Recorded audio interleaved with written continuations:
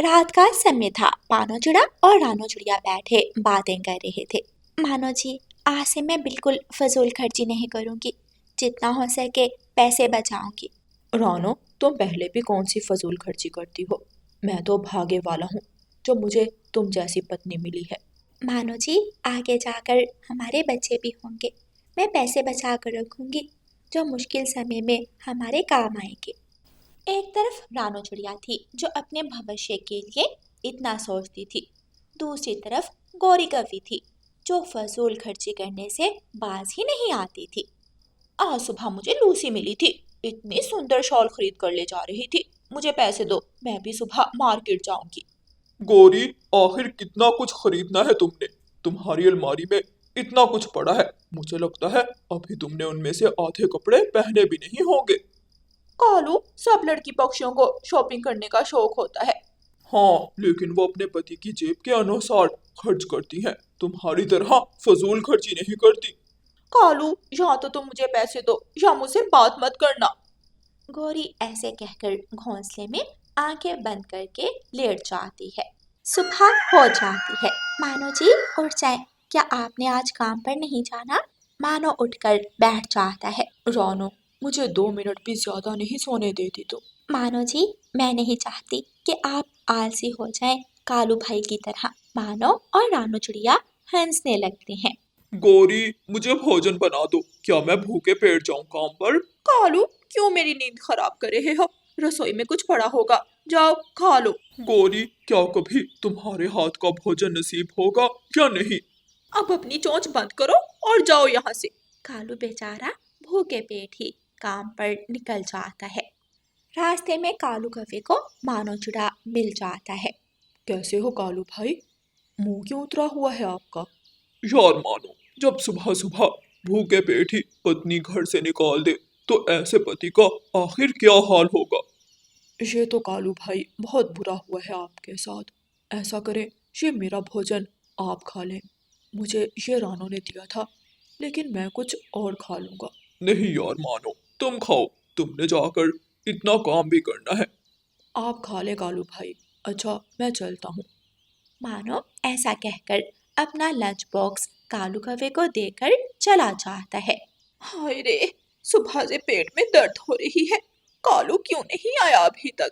शाम हो जाती है। कालू कौवा दाना लेकर घर आ जाता है। कालू, शुक्र है तुम आ गए। मेरे पेट में बहुत दर्द हो रही है, मुझे बुलबुल के पास ले जाओ। उफ गौरी, फिर से तुम्हारे बहाने शुरू हो गए। कालू, मेरे पेट में सच में दर्द हो रही है, मुझे बुलबुल के पास ले जाओ। कालू कौवा गौरी कवि को बुलबुल डॉक्टर के पास ले जाता है। बुलबुल डॉक्टर गौरी का चेकअप करती है। घबराने की बात नहीं है गौरी, तुम अंडा देने वाली हो, इसलिए तुम्हारे पेट में दर्द हो रही थी। मैं तुम्हें कुछ दवाइयाँ लिख देती हूँ। क्या सच में? गौरी और कालू बहुत खुश हो जाते हैं। कालू गौरी को लेकर घर वापस आ जाता है। गौरी, आज से तुम अपना ख्याल रखोगी, समझी? हाँ कालू, अब मुझे पैसे भी दे दो, मुझे वो शॉल खरीदनी है। ओहो गौरी, तुम भी ना। ये लो पैसे, जो चाहे खरीद लो, मैं आज बहुत खुश हूँ। कालू कौवा गौरी कवि को पैसे दे देता है। अगली सुबह गौरी कवि तोते की दुकान पर पहुंच जाती है। तोते, मुझे वो ट्रेंडिंग शॉल दिखाना। ये रही, यही है आज की ट्रेंडिंग शॉल। इसे पैक कर दे। ये शॉल 4000 रुपए की है। अपनी मोटी चोंच बंद रख और पैक करके दे ये शॉल मुझे। कीमत ना बता, ये पकड़ अपने पैसे। गौरी पैसे तोते के सामने फेंकती है और शॉल लेकर चली जाती है। रास्ते में गौरी कवि को रानो चिड़िया मिल जाती है। गौरी बहन, वाह, ये तो बहुत सुंदर शॉल है। आजकल ये शॉल ट्रेंडिंग में है। रानो, पूरे 4000 की ली है। गौरी बहन, इतनी महंगी शॉल? हाँ रानो, मैं अंडा देने वाली हूँ। कालू ने मुझे तोहफे में ये शॉल लेकर दी है। गौरी, फिर तो तुम्हें पैसे बचाने चाहिए। अब तुम्हें पैसों की जरूरत होगी। चिड़िया, मुझे ख्यान मत दे, तू मुझसे जेलस हो रही है अब।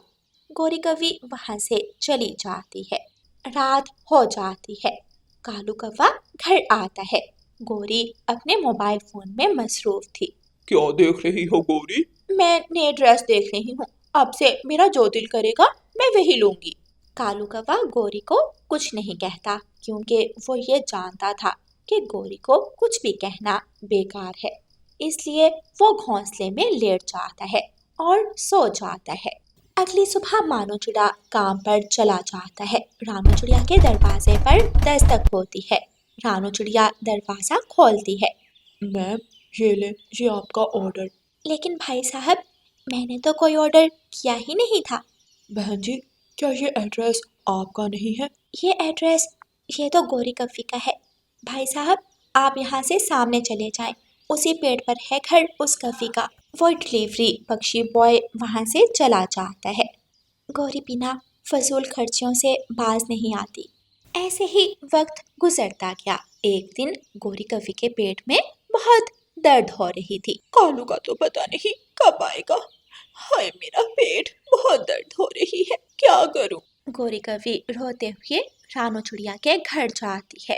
रानो, मेरे पेट में बहुत दर्द हो रही है, प्लीज मेरे साथ बुलबुल डॉक्टर के क्लिनिक आ जाओ। कालू पता नहीं कब आएगा। अच्छा गोरी बहन, आप चले मेरे साथ। रानू चिड़िया गोरी कवि को साथ लेकर बुलबुल डॉक्टर के क्लिनिक पर पहुंच जाती है। गोरी, तुमने फास्ट फूड्स बहुत ज्यादा खाए हैं, ये एक इंजेक्शन है, ये लगाना पड़ेगा। रानो, लेकिन अभी तो मेरे पास पैसे नहीं है, प्लीज मेरी मदद कर दो, मैं तुम्हें लुटा दूंगी पैसे। अच्छा गोरी बहन, आप परेशान मत हो। गोरी के बेटा पक्षी पैदा हुआ था। बधाई हो गोरी बहन। तुम्हारा बहुत बहुत धन्यवाद रानो, तुमने मेरी मदद की। तुम ठीक कहती थी, मुझे पैसे बचाने चाहिए थे। गोरी बहन, अब पछताने से क्या होगा।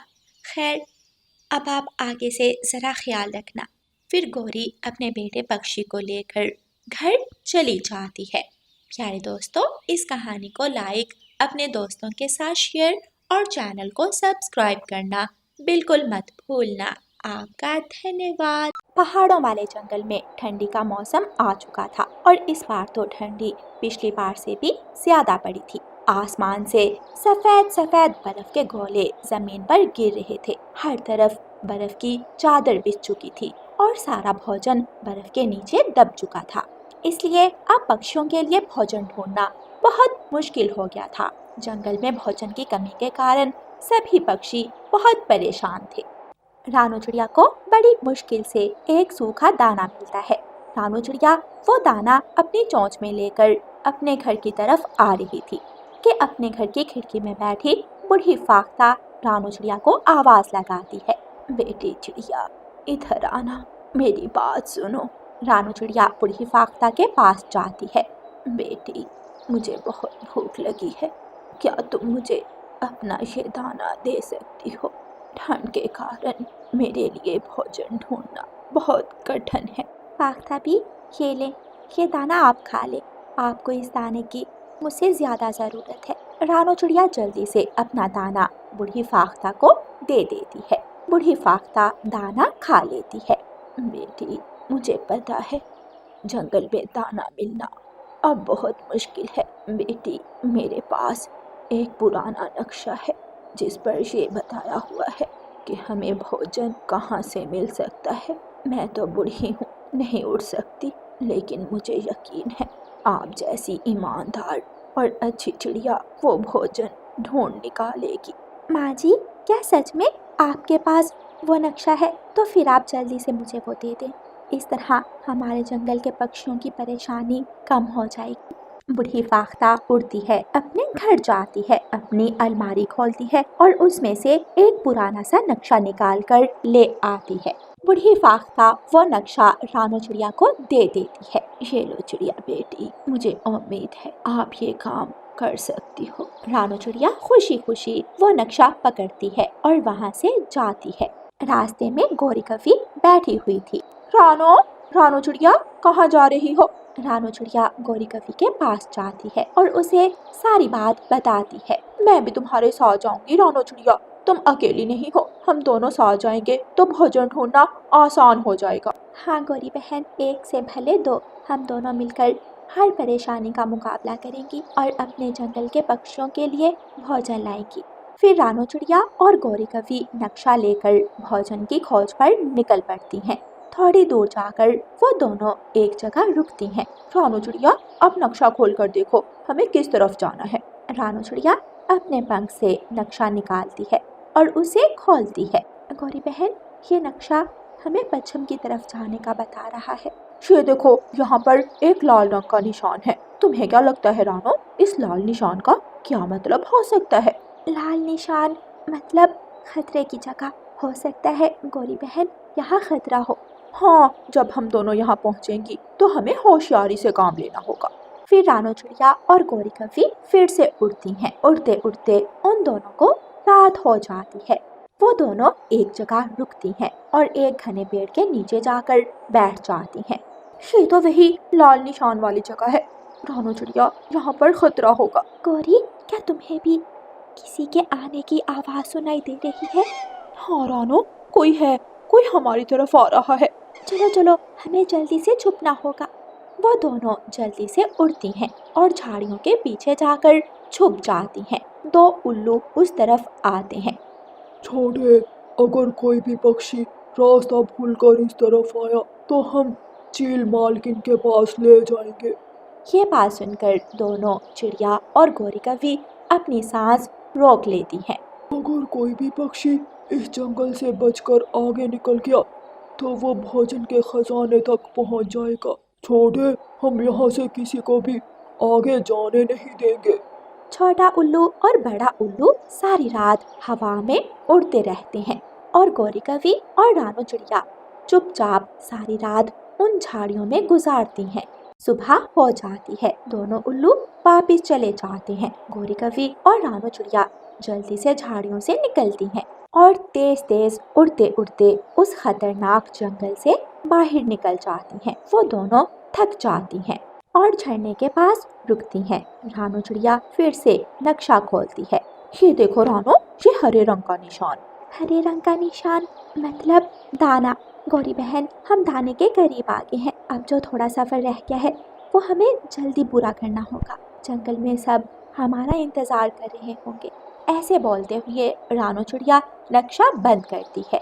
गौरी कवि और रानो चिड़िया फिर से अपना सफर शुरू करती हैं।